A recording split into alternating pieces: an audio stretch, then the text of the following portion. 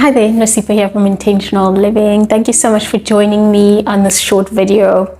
Today we are speaking about setting boundaries. I'll give you 3 set steps as to how you can set boundaries with the people around you and actually with yourself, because the boundaries that you set with others are the boundaries that you within yourself hold as important for yourself to keep to, which then reflects to how you conduct yourself and how you instruct people actually around you to conduct themselves around you. So a boundary is that set firm line that you draw around yourself in terms of behaviors, in terms of tendencies, in terms of things that you hold important to you that you want other people and yourself to live by. So there's 3 steps that I will give to you to set better boundaries. I've used these personally for myself and have seen me really get over people-pleasing tendencies that I've had, and really going out of my way to get people what they want in the expense of what it is that I want in situations. This first step is to get clear. Get clear. What is it that you want to feel? What is your ideal in this situation? Pick out a situation that is a situation where you feel like a boundary should be placed, whether between yourself and yourself or between a person close to you and yourself. What is it ideally that you want to have happen there? In this situation, how might this boundary show up for you? You have to know this within yourself, that this is what I'm needing from this person, or this is what I'm needing from myself in order to feel as if I have a firm sort of structure around me to dictate how do I show up in this situation. So ask yourself, what does this look like? Practically, how does this boundary look like?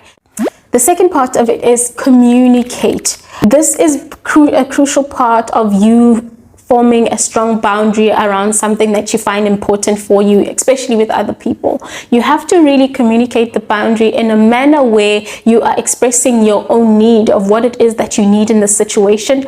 You're expressing and owning the feeling that you're feeling, and you are speaking about the boundary that you want to set up in a non-confrontational way that does not bring up drama or draws into old things that have happened in the past as examples. You are going to lay it out as, this is what I feel like I'm needing, this is how I feel when I don't get it, and also providing a solution as to, this is how I'd like for you to conduct yourself when it comes to affirming this boundary for me. And have the person actually be active in feeling like they're incorporated in forming this boundary around or with you, rather than feeling like they're being talked down at and feeling as if like you're giving them instructions of what they should or what they shouldn't do, because that brings up combativeness in the other person, and you want that to not be the energy with which you do this with. So communicate the boundary in a compassionate way where you are owning your feelings, you are owning your need, and actually coming up with an option of an idea as to how to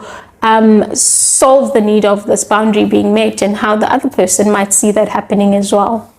The third part is to be firm. Be firm with holding up the boundaries. Most of the time, what happens when we set up boundaries, especially with other people and with ourselves, what tends to happen is that over time we go back on our word. We say we're going to do this, and it's time to actually do it, or so somebody retaliates in holding up the boundary that you've set up and pushes against your boundary.